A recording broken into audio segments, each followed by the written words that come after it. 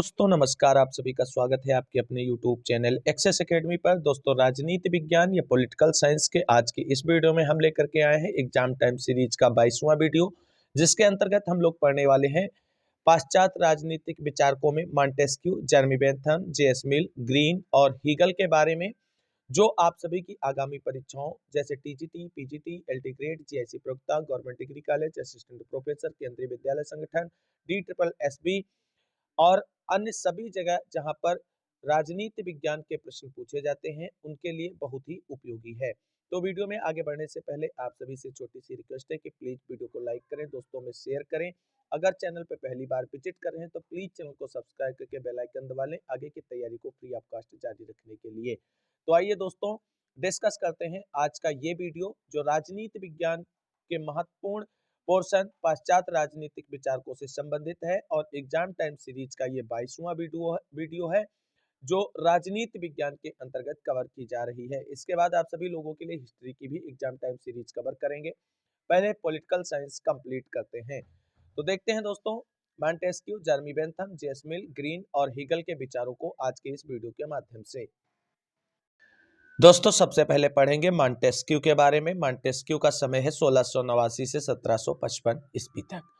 इनके जीवन परिचय के बारे में जानते हैं तो मॉन्टेस्क्यू का जन्म 18 जनवरी 1689 ईस्वी को फ्रांस के बोर्दो नगर में एक जमींदार ला ब्रेदे के यहाँ हुआ था।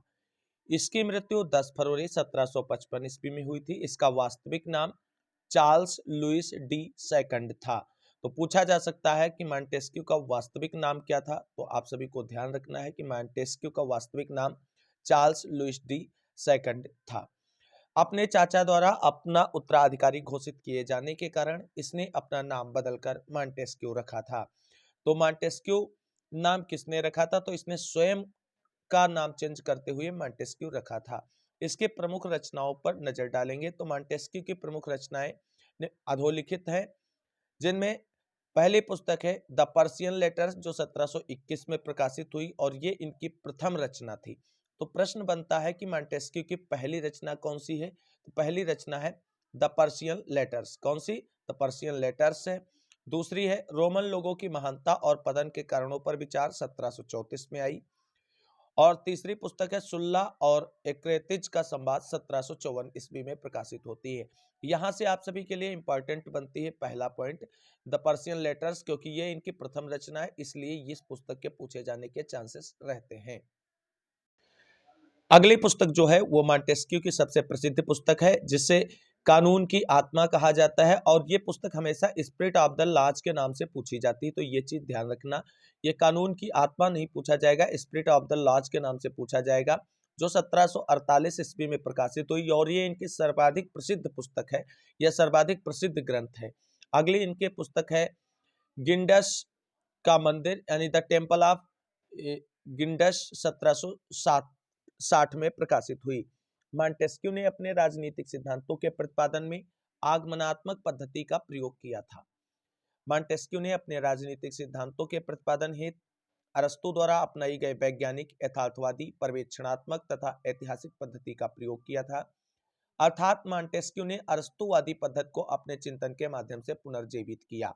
अतः मॉन्टेस्क्यू को आधुनिक ऐतिहासिक शोध का जनक, यानी प्रश्न बन सकता है कि आधुनिक ऐतिहासिक शोध का जनक किसे माना जाता है, तो मॉन्टेस्क्यू को माना जाता है। और 18वीं शताब्दी का अरस्तु उपनाम से भी जाना जाता है। तो यहां से एक प्रश्न आप सभी के लिए बन सकता है कि 18वीं शताब्दी का अरस्तु किसे कहा जाता है, तो 18वीं शताब्दी का अरस्तु जो है मॉन्टेस्क्यू को कहा जाता है। अब मॉन्टेस्क्यू के राजनीतिक विचारों पर नजर डालते हैं। तो पहला पॉइंट है समाजशास्त्रीय दृष्टिकोण से राजनीति शास्त्र के अध्ययन का प्रारंभ करता। मॉन्टेस्क्यू प्रथम राजनीतिक विचारक है जिसने राजनीतिक समस्याओं का अध्ययन समाजशास्त्रीय ढंग से करने की वकालत की। मॉन्टेस्क्यू का मानना है कि किसी भी देश की राजनीतिक व्यवस्था के संगठन तथा संचालन पर उस देश की भौगोलिक, सामाजिक, सांस्कृतिक इत्यादि परिस्थितियों का व्यापक प्रभाव पड़ता है। चूंकि राजनीतिक व्यवस्था का संचालन व्यक्ति के द्वारा किया जाता है और व्यक्ति का चरित्र स्वभाव उस देश की भौगोलिक, सामाजिक, सांस्कृतिक परिस्थितियों से अन्योन्य रूप से जुड़ा रहता है। मॉन्टेस्क्यू का मानना है कि राजनीतिक समस्याओं के प्रभावी समाधान हेतु इस पर पड़ने वाले अन्य सभी परिस्थितियों का अध्ययन किया जाना चाहिए तथा उसी अध्ययन के आधार पर राजनीति शास्त्र के नियमों का निर्धारण किया जाना चाहिए। अतः हम कह सकते हैं कि मॉन्टेस्क्यू ने राजनीति शास्त्र अध्ययन के एक नए आयाम यानी समाजशास्त्री आयाम का प्रतिपादन किया। तो एक प्रश्न यहाँ से आप सभी की परीक्षाओं में बन सकता है कि राजनीति विज्ञान के समाजशास्त्री आयाम का प्रतिपादन किसने किया, तो वो आपके मॉन्टेस्क्यू ने किया था। अब मॉन्टेस्क्यू के कानून संबंधी विचारों पर नजर डालते हैं। मॉन्टेस्क्यू ने कानून के संबंध में अपने से पूर्व प्रचलित समस्त मान्यताओं विचारों को सिरे से नकारते हुए कानून की एक व्यापक अवधारणा प्रस्तुत की। मॉन्टेस्क्यू से पूर्व कुछ विचारक कानून को प्लेटो और अरस्तू की भांति कानून को विवेक का आदर्श मानते थे। यानी मॉन्टेस्क्यू से जो पूर्व के कुछ विचारक थे, वो जिस तरीके से प्लेटो और अरस्तू ने कानून को विवेक का आदर्श माना था, उसी तरीके से मानते थे। लेकिन मॉन्टेस्क्यू ने इस बात को पूरे तरीके से नकार दिया। तो कुछ विचारक कानून को उच्चतर शक्ति का आदेश मानते थे और मॉन्टेस्क्यू का मानना था कि अपने सामान्य अर्थ में कानून वस्तुओं की प्रकृति उत्पन्न होने वाले आवश्यक संबंध में है। इस अर्थ में सभी प्राणियों ने अपने अपने कानून होते हैं। मॉन्टेस्क्यू द्वारा प्रस्तुत कानून की परिभाषा अत्यंत विस्तृत है, जिसमें संसार की समस्त जड़ चेतन वस्तुएं समाहित हो जाती हैं। मॉन्टेस्क्यू का मानना है कि जड़ जगत के नियम शाश्वत, सार्वभौम तथा अपरिवर्तनशील होते हैं, जबकि मानव पर लागू होने वाले नियम परिवर्तनशील होते हैं, क्योंकि जड़ जगत चिंतन शक्ति से रहित तथा मानव चिंतन से शक्ति से युक्त प्राणी होता है। अब शासन संबंधी मॉन्टेस्क्यू के क्या विचार हैं, उस पर नजर डालते हैं। मॉन्टेस्क्यू का शासन संबंधी वर्गीकरण अधोलिखित रूप में इस प्रकार से प्रस्तुत किया जा सकता है। यहाँ पर आप सभी लोग देख सकते हैं मॉन्टेस्क्यू के द्वारा शासन का वर्गीकरण जो प्रस्तुत किया गया है, तो इस प्रकार से है। तो इन्होंने मुख्य रूप से 3 प्रकार के शासन बताए हैं। एक गणतंत्रात्मक, दूसरा राजतंत्रात्मक और तीसरा निरंकुश तंत्रात्मक। और गणतंत्र के इन्होंने 2 रूपों का वर्णन किया है, एक लोकतंत्र और दूसरा कुलीन तंत्र। मॉन्टेस्क्यू ने शासन के 3 मौलिक स्वरूप गणतंत्र, राजतंत्र और निरंकुश तंत्र प्रस्तुत किया है और पुनः गणतंत्र को 2 प्रकार लोकतंत्र और कुलीन तंत्र में विभाजित किया है। मॉन्टेस्क्यू का शासन संबंधी यह वर्गीकरण शासकों की संख्या के साथ साथ शासन के इन विभिन्न स्वरूपों में पाए जाने वाले मौलिक गुणों पर आधारित है। मॉन्टेस्क्यू ने गणतंत्रात्मक शासन प्रणाली का मौलिक सिद्धांत सद्गुण व शील को बताया है। मॉन्टेस्क्यू ने राजतंत्रात्मक शासन प्रणाली का मौलिक सिद्धांत सम्मान को बताया है। मॉन्टेस्क्यू ने निरंकुश तंत्र का मौलिक सिद्धांत भय को बताया है। इसने कुलीन तंत्र का मौलिक सिद्धांत संयम को स्वीकार किया है। मॉन्टेस्क्यू का मानना है कि किसी भी शासन प्रणाली की उत्कृष्टता देशकाल परिस्थिति पर निर्भर करती है। मॉन्टेस्क्यू ने किसी भी शासन प्रणाली को अंतिम रूप से आदर्श प्रणाली घोषित नहीं किया है।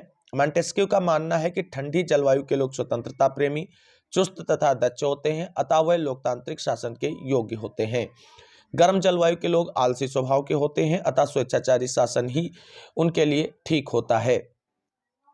अब मॉन्टेस्क्यू के स्वतंत्रता संबंधी क्या विचार हैं, इस पर विस्तार पूर्वक नजर डालते हैं। तो मॉन्टेस्क्यू की प्रसिद्ध रचना the spirit of the laws 1748 में जो प्रकाशित हुई, उसमें विवेचित विषयों में सर्वाधिक महत्वपूर्ण विषय स्वतंत्रता है। प्रोफेसर डनिंग ने मॉन्टेस्क्यू द्वारा प्रतिपादित समस्त सिद्धांतों में सर्वाधिक महत्वपूर्ण सिद्धांत स्वतंत्रता के सिद्धांत को माना है, क्योंकि स्वतंत्रता की धारणा से ही उसका शक्ति पृथक्करण के सिद्धांत अस्तित्व में आता है। तो शक्ति पृथक्करण के सिद्धांत का प्रतिपादन किसने किया है, तो मॉन्टेस्क्यू ने किया है। मॉन्टेस्क्यू का मानना है कि स्वतंत्रता का आशय उन कार्यों को करने के अधिकार से होता है जिसे कानून करने की अनुमति प्रदान करता है। अतः राजनीतिक स्वतंत्रता का आशय है कि समाज में प्रत्येक व्यक्ति को अपने आप को सुरक्षित महसूस करे। शासन व्यवस्था का संचालन इस ढंग से किया जाना चाहिए ताकि कोई भी व्यक्ति दूसरे से भयभीत ना हो। मॉन्टेस्क्यू का मानना है कि व्यक्ति स्वतंत्रता का उपभोग सच्चे अर्थों में तभी कर सकता है जब शक्ति प्रयोग करने वाले अधिकारी की शक्ति सीमित और प्रतिबंधित हो। तो ये थे मॉन्टेस्क्यू के स्वतंत्रता संबंधी विचार। अब मॉन्टेस्क्यू के शक्ति पृथक्करण सिद्धांत संबंधी विचारों पर नजर डालते हैं और यह सिद्धांत इनका प्रमुख सिद्धांत है और शक्ति पृथक्करण सिद्धांत के जन्मदाता के रूप में मॉन्टेस्क्यू को जाना जाता है। शक्ति पृथक्करण सिद्धांत मॉन्टेस्क्यू का सर्वाधिक प्रसिद्ध सिद्धांत है। इसी सिद्धांत के कारण मॉन्टेस्क्यू राजनीतिक चिंतन के पटल पर अमर हो गया। मॉन्टेस्क्यू ने अपने इस प्रसिद्ध सिद्धांत का उल्लेख अपनी प्रसिद्ध रचना the spirit of the law 1748 में किया था। तो यहां से आप सभी लोगों के एग्जाम में एक प्रश्न बन सकता है कि शक्ति पृथक्करण का सिद्धांत मॉन्टेस्क्यू ने अपनी किस पुस्तक में किया था। तो इसे आप सभी इस तरीके से भी याद रख सकते हैं कि उनकी प्रसिद्ध पुस्तक जो थी the spirit of the laws, उसमें ही इन्होंने इस सिद्धांत का प्रतिपादन किया है। तो इस तरीके से उनकी पुस्तक और सिद्धांत दोनों आपको याद हो जाएंगे। और यहां से प्रश्न हमेशा टीजीटी, पीजीटी, एलटी ग्रेड जैसी प्रोक्ता यहां तक नेट जेआरएफ की परीक्षाओं में भी पूछा जाता है। संयुक्त राज्य अमेरिका की राजनीतिक व्यवस्था मॉन्टेस्क्यू के इसी सिद्धांत पर आधारित है। तो पूछा जा सकता है कि संयुक्त राज्य अमेरिका की शक्ति पृथक्करण के जो व्यवस्था है वो किसके सिद्धांत पर आधारित है, तो वो मॉन्टेस्क्यू के सिद्धांत पर ही आधारित है। मॉन्टेस्क्यू ने अपने इस सिद्धांत का प्रतिपादन ब्रिटिश राजनीतिक व्यवस्था से प्रभावित होकर किया था। मॉन्टेस्क्यू का मानना था कि ब्रिटिश नागरिकों द्वारा स्वतंत्रता के उपभोग का मूल कारण ब्रिटिश व्यवस्था का शक्ति पृथक्करण के सिद्धांत पर आधारित होना है। शक्ति पृथक्करण सिद्धांत की ऐतिहासिक पृष्ठभूमि यानी हिस्टोरिकल बैकग्राउंड पर अगर हम नजर डालें तो शासन शक्ति के पृथक्करण संबंधी विचार बहुत ही प्राचीन है। इस संबंध में सर्वप्रथम विचार अरस्तू ने प्रतिपादित किया। अरस्तू ने सरकार को असेंबली, मजिस्ट्रेट और जुडिशियरी नामक 3 भागों में बांटा था, जिसे आधुनिक रूप में व्यवस्थापिका, कार्यपालिका और न्यायपालिका के नाम से जाना जाता है, जो कहीं ना कहीं एक तरीके से शक्ति पृथक्करण का ही रूप है। इसके पश्चात मध्य युग में पोलिबियस, सिसरो तथा मार्सिलियो ऑफ पेडुआ की रचनाओं में भी शक्ति पृथक्करण के सिद्धांत का उल्लेख देखने को मिलता है। आधुनिक युग में सर्वप्रथम इसका उल्लेख बोंदा ने, तत्पश्चात जॉन लॉक ने किया और सुशासन है तो शक्ति पृथक्करण को आवश्यक भी बताया गया है।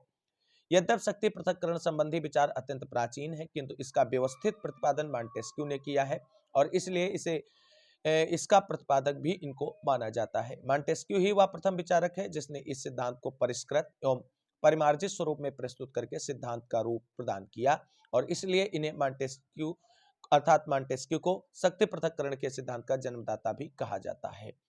सिद्धांत की व्याख्या क्या है, तो मॉन्टेस्क्यू का मानना है कि प्रत्येक सरकार में 3 प्रकार की शक्तियां होती हैं। कौन कौन सी? व्यवस्थापन संबंधी, शासन संबंधी और न्याय शक्ति।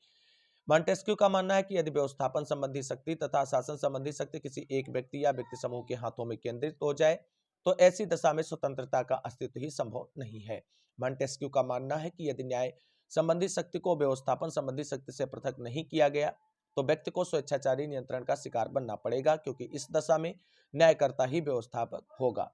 मॉन्टेस्क्यू का मानना है कि यदि न्याय शक्ति को शासन शक्ति के साथ जोड़ दिया जाएगा तो न्यायकर्ता का व्यवहार हिंसक तथा अत्याचारी हो जाएगा।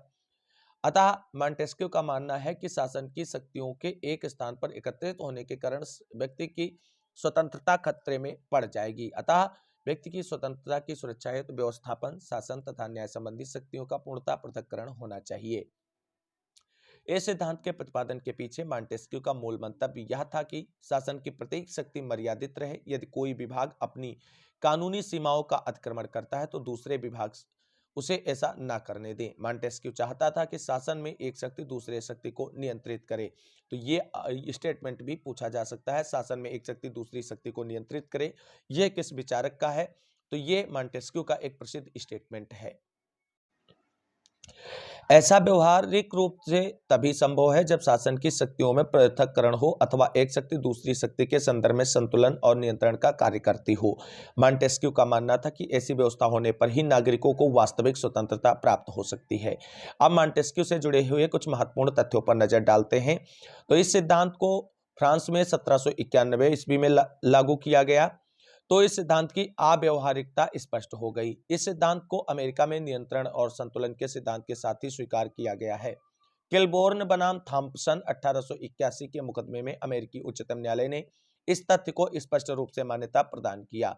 इस सिद्धांत के अंतर्गत सरकार के प्रत्येक अंग अपनी शक्तियों और उत्तरदायित्व के संबंध एक दूसरे से पृथक और स्वतंत्र होते हैं।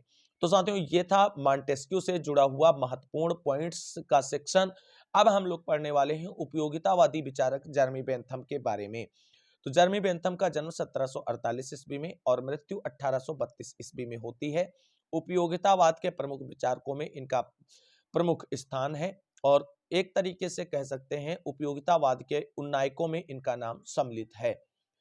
तो जेरेमी बेंथम का जन्म फरवरी 1748 को लंदन के एक प्रतिष्ठित परिवार में हुआ था। बेंथम के राजनीतिक चिंतन में क्लासिकल लिबरलिज्म में एक नया मोड़ आता है और बेंथम उपयोगितावाद का पहला व्यवस्थित प्रतिपादक है। उसके अनुसार मानव जीवन का प्रमुख उद्देश्य सुख की प्राप्ति तथा दुख से दूर रहना है। तो प्रश्न पूछा जा सकता है कि उपयोगितावाद का प्रतिपादक कौन है, तो उपयोगितावाद का प्रतिपादक जर्मी बेंथम को माना जाता है। दुख प्रदान करने वाले कार्यों की अपेक्षा मानव मात्र है तो सुख प्रदान करने वाले कार्य ज्यादा उपयोगी एवं आवश्यक हैं। बेंथम कहता है यदि सुखों की मात्रा समान है तो पुष्पिन खेलना उतना ही अच्छा है जितना कि काव्य पढ़ना। बेंथम का मानना है कि वह समाज अच्छा है जहां अधिकतम व्यक्तियों का अधिकतम सुख है। यह स्टेटमेंट परीक्षाओं में बार बार पूछा गया है और आप सभी लोग स्पेशली ध्यान रखें।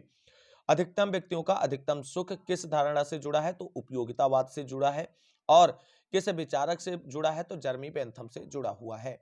बेंथम सुख के मात्रक के रूप में तीव्रता, कालावधि, निश्चितता, समय की निकटता, जनन शक्ति, विशुद्धता तथा विस्तार गिनाए हैं। इस प्रकार हम पाते हैं कि बेंथम की दृष्टि सिर्फ मात्रात्मक सुख तक ही पहुंच पाती है। सामाजिक सुधार पर बेंथम के क्या विचार हैं, तो बेंथम न सिर्फ एक राजनीतिक विचारक है बल्कि सर्वप्रथम वह एक महान समाज सुधारक भी है। तात्कालिक समय में बेंथम द्वारा जिस सामाजिक बुराई को देखा गया वह उस पर अपना सुधारवादी विचार रखा। बेंथम शिक्षा के माध्यम से सुधार का समर्थक था। बेंथम जेल सुधार की बात करता है तथा अमानवीय दंड दिए जाने का विरोध भी करता है। उसके जेल सुधार योजना को पेनोप्टिकन कहा जाता है। आधुनिक राजनीतिक चिंतकों में बेंथम पहला विचारक है जिसने एक व्यक्ति एक मत का विचार दिया। तो यहां से भी एक प्रश्न परीक्षाओं में बन जाता है कि एक व्यक्ति एक मत का विचार किसने दिया है, तो जर्मी बेंथम ने दिया है जो उपयोगितावाद से जुड़े हुए हैं। बेंथम सार्वभौमिक मताधिकार का समर्थन किया जो सिर्फ शिक्षित व्यक्तियों तक सीमित रहा और इसमें महिलाएं भी शामिल ना रहीं। बेंथम ने राज्य के सकारात्मक पक्ष पर बल देकर कल्याणकारी राज्य का आधार रखा। अब हम बेंथम से जुड़े हुए कुछ महत्वपूर्ण पॉइंट्स पर नजर डालते हैं। तो बेंथम ने अपनी रचना an introduction to the principle of morals and legislation 1789 में मानव जीवन के दो स्वामी सुख और दुख की बात की है। तो प्रश्न बनता है कि बेंथम के अनुसार मानव जीवन के दो स्वामी कौन कौन से हैं, तो वो बनेंगे आपके सुख और दुख। आगे देखते हैं दोस्तों। आगे दोस्तों बात करते हैं तो बेंथम के सुख मापन की गणना को सुखवादी आकलन या फैलसेफिक कैलकुलेशन कहा जाता है। सुख और दुख शब्द बेंथम ने प्रिस्टले से तथा अधिकतम व्यक्तियों का अधिकतम सुख का विचार हचिंसन से लिया था। तो यहां से प्रश्न बनेगा दोस्तों आप सभी के लिए कि सुख और दुख शब्द बेंथम ने किससे लिए, तो प्रिस्टले से लिए, तथा अधिकतम व्यक्तियों का अधिकतम सुख का विचार किससे लिया, तो हचिंसन से लिया। यहां से प्रश्न हमेशा पूछा जाएगा। बेंथम के विचारों की एक महत्वपूर्ण बात उसके द्वारा प्राकृतिक अधिकारों की आलोचना है। वह प्राकृतिक अधिकारों को बकवास कहता है। तो प्राकृतिक अधिकारों का अवधारणा का कॉन्सेप्ट किसने दिया था, तो जॉन लॉक ने दिया था। तो जॉन लॉक के प्राकृतिक अवधारणा की आलोचना किसने की है, तो बेंथम ने की है। और क्या कहा है, प्राकृतिक अधिकारों को बकवास कहा है। किसने, जर्मी बेंथम ने कहा है। बेंथम की महत्वपूर्ण रचनाएं कौन कौन सी हैं, तो पहली पुस्तक है फ्रेगमेंट्स ऑन गवर्नमेंट 1776 में आती है। दूसरी पुस्तक है an introduction to principles of morals and legislation 1789। और अगली पुस्तक है ये theory of punishment and rewards, plan for parliamentary reform, ये fragment on government, theory of legislation, constitutional code. ये बेंथम की प्रसिद्ध रचनाएं हैं। यहां से रचनाओं से जब प्रश्न पूछा जाता है तो प्रश्न बन जाता है परीक्षाओं में। अब बात करेंगे जेएस मिल के बारे में। जेएस मिल 1806 से 1873 ईस्वी तक का इनका समय रहा है। 19वीं शताब्दी के प्रख्यात विचारक जॉन स्टुअर्ट मिल, कभी कभी फुल फॉर्म भी पूछ ली जाती तो ध्यान रखना जेएस मिल की फुल फॉर्म है जॉन स्टुअर्ट मिल, को व्यक्तिवादी और स्वतंत्रता का महान उन्नायक माना जाता है। यानी जेएस मिल जो है व्यक्तिवादी विचारकों में शामिल है। जेएस मिल का जन्म लंदन में 1806 ईस्वी में हुआ था और इनके पिता जेम्स मिल प्रख्यात राजनीतिक विचारक थे। इनके पिता जो थे वो भी एक राजनीतिक विचारक थे। और जेएस मिल के स्वतंत्रता संबंधी विचार बहुत ही महत्वपूर्ण है और यहां से प्रश्न पूछा जाता है तो बहुत ही ध्यानपूर्वक इस पॉइंट को देखना।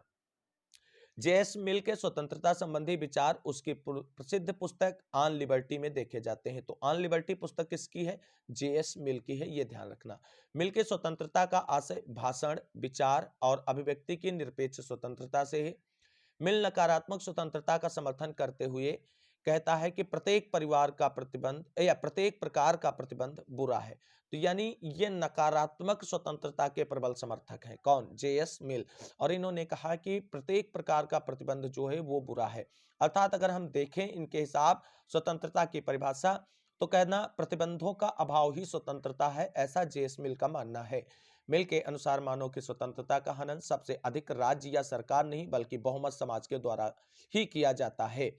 मिल व्यक्ति के अभिव्यक्ति की स्वतंत्रता का सबसे बड़ा हिमायती है।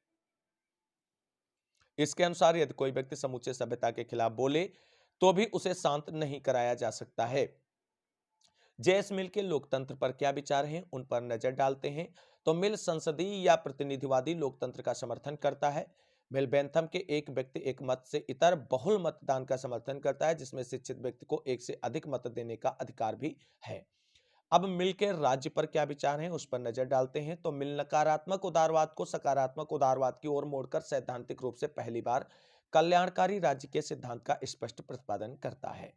उसने अपनी पुस्तक प्रिंसिपल ऑफ पॉलिटिकल इकोनॉमी 1848 में कहा कि समाज में सभी व्यक्ति अपनी विकास यात्रा समान रूप से प्रारंभ नहीं करते, अतः राज्य को अर्थव्यवस्था में हस्तक्षेप करके विकास यात्रा में पिछड़े हुए लोगों को आगे लाने का प्रयास करना चाहिए। मिल ने पहली बार अर्थव्यवस्था में हस्तक्षेप को स्वीकार करते हुए कहा कि सभ्यता के विकास में सभी मनुष्य अपनी यात्रा समान रूप से प्रारंभ नहीं करते, अतः राज्य द्वारा अर्थव्यवस्था में हस्तक्षेप आवश्यक है। मिल ने प्रगतिशील करारोपण का सिद्धांत भी दिया। तो यहां से भी एक प्रश्न बन सकता है कि प्रगतिशील करारोपण का सिद्धांत किसने प्रतिपादित किया है, तो जेएस मिल ने प्रतिपादित किया है।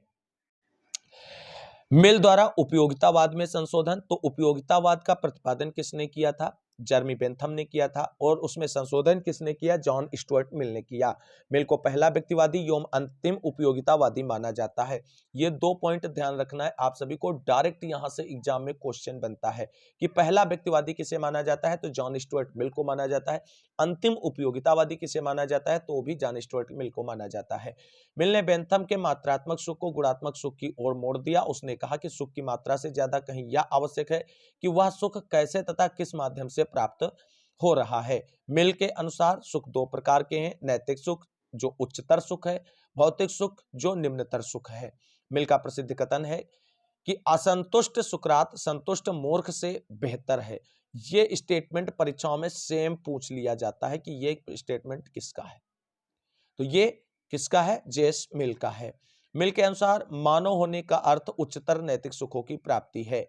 अब मिल से जुड़े हुए कुछ प्रमुख तथ्यों पर नजर डालते हैं। मिल महिला समानता का सबसे बड़ा समर्थक था। उसने महिला उत्थान की बात अपनी पुस्तक द सब्जेक्शन ऑफ वुमेन 1869 में की। मिल ने कार्यों का विभाजन स्वयंपरक तथा अन्य परक में किया। स्वयंपरक कार्य वह होता है जो केवल व्यक्ति के जीवन को प्रभावित करता है और जिस पर प्रतिबंध नहीं लगाए जा सकते हैं, जबकि अन्य परक कार्य वह होता है जो दूसरे व्यक्तियों को भी प्रभावित करता है और जिस पर प्रतिबंध लगाए जा सकते हैं। अब इनके प्रमुख पुस्तकों या रचनाओं पर नजर डालते हैं, क्योंकि कुछ एग्जाम ऐसे होते हैं जहां पर पुस्तकों को प्रायोरिटी ज्यादा दी जाती है और वहां पर क्वेश्चन ज्यादा पूछे जाते हैं। तो इनकी पहली पुस्तक है ये system of logic ratiocinative and inductive 1843। अगली पुस्तक है the principles of political economy 1848, अर्थात सकारात्मक या हस्तक्षेपकारी राज्य की संकल्पना। अगली पुस्तक है एसे ऑन लिबर्टी 1859 ईस्वी, यानी स्वतंत्रता पर विचार। और ये आपको बता दें कभी कभी हिंदी में भी पूछ लिया जाता है इसका नाम, तो ये भी ध्यान रखना है। और ये तो ध्यान ही रखना है, ऑन लिबर्टी भी इसे केवल पूछ लिया जाता है। तो कुल मिलाकर के ये पुस्तक 3 तरीके से परीक्षाओं में पूछी जाती है। हिंदी में स्वतंत्रता पर विचार, अंग्रेजी में एसे ऑन लिबर्टी या ऑन लिबर्टी ही केवल पूछ लिया जाता है। और अगली पुस्तक है यूटिलिटेरियनिज्म 1861। और अगली पुस्तक है द सब्जेक्शन ऑफ वुमेन 1869, जिसमें महिलाओं के मताधिकार एवं समानता की बात इसने की है। तो इस परिप्रेक्ष्य से ये पुस्तक भी पूछी जा सकती है। अब जेएस मिल के बाद हम लोग पढ़ने वाले हैं GW.F. हेगल के बारे में। ये भी पाश्चात्य राजनीतिक विचारकों में प्रमुख स्थान रखते हैं, जिनका समय 1770 ईस्वी से 1831 ईस्वी तक है।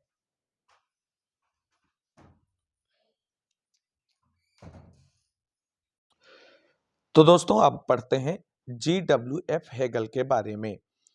जॉर्ज विल्हेल्म फ्रेडरिक हीगल, और इन्हें हीगल भी कहा जाता है, का जन्म जर्मनी के स्टुटगार्ट नगर में 1770 ईस्वी में हुआ था। हीगल का संपूर्ण राजनीतिक चिंतन जर्मनी को एकता के सूत्र में बांधने पर केंद्रित रहा। वह एकीकृत शक्तिशाली जर्मन राष्ट्र का निर्माण देखना चाहता था। राज्य एवं उसके विकास के चरणों पर हीगल के प्रमुख विचारों को समझते हैं। हीगल राज्य को जैविक मानता है। उसके अनुसार राज्य धरती पर ईश्वर का साक्षात अवतरण है। साथियों, ये पॉइंट जो है परीक्षाओं में कम से कम दसियों बार पूछा गया है, चाहे आप जिस भी एग्जाम को उठाकर देख लें। टीजीटी, पीजीटी, एलटी ग्रेड जैसी प्रयोक्ता या नेट जेआरएफ तक परीक्षाओं में ये स्टेटमेंट बहुत ही प्रिय है और बार बार परीक्षाओं में पूछा जाता है। ईगल राज्य को स्वयं में साध्य मानता है। उसके अनुसार राज्य का एक स्वयं का व्यक्तित्व है। हीगल विशुद्ध राष्ट्रवादी था। वह राज्य को सर्वोच्च संगठन मानता है। वह कहता है कि राज्य से उच्चतर और महत्वपूर्ण कोई संगठन नहीं है। हीगल ने द्वंद्वात्मक प्रक्रिया यानी वाद, प्रतिवाद और संवाद के माध्यम से राज्य के विकास की प्रक्रिया को परिभाषित किया। राज्य की विकास की प्रक्रिया को अगर हीगल के नजरिए से देखें तो पहले परिवार, उसके बाद नागरिक समाज बनता है और उसके बाद राज्य का निर्माण होता है। हीगल ने व्यक्तिगत परार्थवाद के अंतर्गत पारिवारिक स्नेह, प्रेम को रखा, जबकि सार्वभौमिक स्वार्थवाद के अंतर्गत नागरिक समाज के मूल तत्व स्वार्थ तथा प्रतिस्पर्धा को रखा है। हेगल ने परिवार के परार्थवाद तथा नागरिक समाज के सार्वभौमिकता के मिश्रण से राज्य को सार्वभौमिक परार्थवाद का क्षेत्र बताया है। हीगल के स्वतंत्रता पर क्या विचार हैं, उन पर नजर डालते हैं। तो हीगल के अनुसार राज्य मानवीय चेतना का विराट रूप है जो विश्व में विवेक की यात्रा है। तो ये पॉइंट भी यहाँ से आप सभी लोगों के लिए दोस्तों इंपॉर्टेंट हो जाता है कि राज्य मानवीय चेतना का विराट रूप है। किसने कहा है? तो ये हीगल ने कहा है। हीगल आगे कहते हैं कि राज्य मनुष्य की स्वतंत्रता का उच्चतम अभिव्यक्ति है। राज्य विवेक और चेतना की साकार प्रतिमा है, इसलिए राज्य का कानून वस्तुपरक चेतना का मूर्त रूप है। अतः जो कोई कानून का पालन करता है वही स्वतंत्र है। हीगल ने स्वतंत्रता की मांग के कारण फ्रांसीसी क्रांति 1789 की आलोचना भी की है। हीगल से जुड़े हुए महत्वपूर्ण तथ्यों पर नजर डालते हैं तो हीगल पहला विचारक था जिसने राजनीति का अध्ययन इतिहास के माध्यम से किया। हीगल ने वाद, प्रतिवाद तथा संवाद में अंतर्निहित विरोध के माध्यम से व्यक्ति, समाज, राज्य व इतिहास के विकास का विश्लेषण किया। हीगल इस द्वंद्वात्मक प्रक्रिया को तब तक चलायमान मानता है जब तक जर्मन राष्ट्र राज्य के रूप में अवतरित नहीं हो जाता है। हीगल संवैधानिक राजतंत्र का समर्थक विचारक था और हीगल द्वारा राज्य को अत्यधिक महत्व देने के कारण उसे फांसीवादी विचारकों का प्रणेता भी कहा जाता है। हीगल का सुप्रसिद्ध कथन है, तार्किक ही वास्तविक है, वास्तविक ही तार्किक है। यानी तार्किक ही वास्तविक है और वास्तविक ही तार्किक है। ये हीगल का प्रसिद्ध स्टेटमेंट है। हीगल पहला विचारक है जिसने नागरिक समाज और राज्य के मध्य स्पष्ट विभाजन किया है। हीगल की प्रमुख रचनाएं देखते हैं तो द फिनोमेनोलॉजी ऑफ स्पिरिट्स 1807 ईस्वी, साइंस ऑफ लॉजिक 1812 ईस्वी, elements of philosophy of right 1820 ईस्वी में प्रकाशित हुई, lectures on the philosophy of history 1837 ईस्वी में प्रकाशित हुई। अब हीगल के बाद हम लोग पढ़ते हैं आज के अंतिम राजनीतिक विचारक टी.एच. ग्रीन के बारे में। टी.एच. ग्रीन का जन्म अप्रैल 1836 ईस्वी में इंग्लैंड के यॉर्कशायर में एक पादरी परिवार में हुआ था। ग्रीन रूसो, कांट और हीगल जैसे आदर्शवादी विचारों की शिक्षाओं का अनुसरण करते हुए उदारवाद की परंपरा को कल्याणकारी राज्य की दिशा में टी.एच. ग्रीन के द्वारा ही आगे बढ़ाया गया। ग्रीन का प्रमुख राजनीतिक योगदान उसके द्वारा उदारवाद का आदर्शवादी संशोधन है। ग्रीन के राज्य पर क्या विचार हैं उसको देखते हैं तो ग्रीन राज्य की प्रकृति को आवश्यक अच्छाई के रूप में चिन्हित किया है और उसके अनुसार राज्य का कार्य व्यक्ति के जीवन मार्ग में आने वाली बाधाओं को बाधित करना है। ग्रीन अज्ञान, अशिक्षा, नशाखोरी, गरीबी को व्यक्ति के जीवन में आने वाली बाधाओं के रूप में चित्रित किया है। हीगल की तरह ग्रीन भी मानता है कि राज्य व्यक्ति की चेतना का बाहरी विस्तार है। ग्रीन का प्रसिद्ध कथन है, शक्ति नहीं बल्कि इच्छा राज्य का आधार है। ग्रीन मानता है राज्य व्यक्ति को नैतिक नहीं बनाता बल्कि नैतिक बनने की परिस्थितियां उपलब्ध कराता है। ग्रीन व्यक्ति के स्वभाव को नैतिक मानता है। ग्रीन के स्वतंत्रता पर क्या विचार हैं उस पर नजर डालते हैं तो ग्रीन सकारात्मक स्वतंत्रता की बात करते हैं। ग्रीन के शब्दों में स्वतंत्रता का अभिप्राय क्या है तो कहते हैं करने योग्य एवं भोगने योग्य कार्य तथा साझे रूप से किए जा सकने वाले कार्यों को करना ही स्वतंत्रता है। बार्कर ने ग्रीन के स्वतंत्रता संबंधी विचार को बड़ी स्पष्टता के साथ व्यक्त किया है कि मानव चेतना स्वतंत्रता चाहती है और स्वतंत्रता में अधिकार निहित है और अधिकार राज्य की मांग करते हैं। अधिकारों पर ग्रीन के क्या विचार हैं उस पर नजर डालते हैं। ग्रीन के अनुसार अधिकार व्यक्ति के नैतिक दावे हैं जो समाज के द्वारा स्वीकृत होते हैं और जिसकी रक्षा राज्य के द्वारा की जाती है। ग्रीन का अधिकार राज्य व समाज के विरुद्ध प्राप्त नहीं होता है क्योंकि यह राज्य व समाज द्वारा ही प्राप्त होता है। ग्रीन के अनुसार अधिकार व सामाजिक परिस्थितियां हैं जो व्यक्ति को नैतिक बनाने में सहायक होते हैं। ग्रीन से जुड़े हुए कुछ महत्वपूर्ण तथ्यों पर नजर डालते हैं। अब ग्रीन की सबसे महत्वपूर्ण रचना है lecture on the principles of political obligation, 1879 ईस्वी में आई। ग्रीन कल्याणकारी राज्य के मुख्य प्रतिपादक हैं। ग्रीन के विचारों में अंतर्राष्ट्रीय वादिता के दर्शन होते हैं। उसके अनुसार अंतर्राष्ट्रीय राजनीति में युद्ध मानवीय नैतिकता में कमी का परिणाम है। ग्रीन के अनुसार मानवीय नैतिकता के पूर्ण विकास के साथ युद्ध समाप्त हो जाएंगे। सेबाइन के अनुसार उदारवाद का सबसे सफल संशोधन टी.एच. ग्रीन ने ही किया है। वेपर के अनुसार ग्रीन ने उदारवाद को नैतिक और आदर्शवाद को सभ्य बनाया है। तो दोस्तों ये था आज का राजनीति विज्ञान का वीडियो जिसके अंतर्गत हमने पाश्चात्य राजनीतिक विचारकों के अंतर्गत मॉन्टेस्क्यू, जर्मी बेंथम, हीगल और ग्रीन इन सभी के बारे में विस्तार पूर्वक पढ़ा। और आज की वीडियो में बस इतना ही। उम्मीद करते हैं ये वीडियो आप सभी की आगामी परीक्षाओं की दृष्टि से बहुत ही उपयोगी और हेल्पफुल साबित होगी। अगली वीडियो में हम फिर से लेकर के आएंगे पाश्चात्य राजनीतिक विचारकों का वीडियो जिसके अंतर्गत पहला टॉपिक होगा कार्ल मार्क्स और उनसे संबंधित विचार तथा इनके साथ अन्य विचारकों को भी इंक्लूड किया जाएगा। तो आज की वीडियो में बस इतना ही। मिलते हैं अगली वीडियो में, तब तक के लिए सभी साथियों को जय हिंद, जय भारत, वंदे मातरम। आप सभी साथियों का दिन शुभ हो और आप सभी के आने वाले एग्जाम में एक बेहतर स्कोर हो, इसी उम्मीद के साथ मिलेंगे अगली वीडियो में।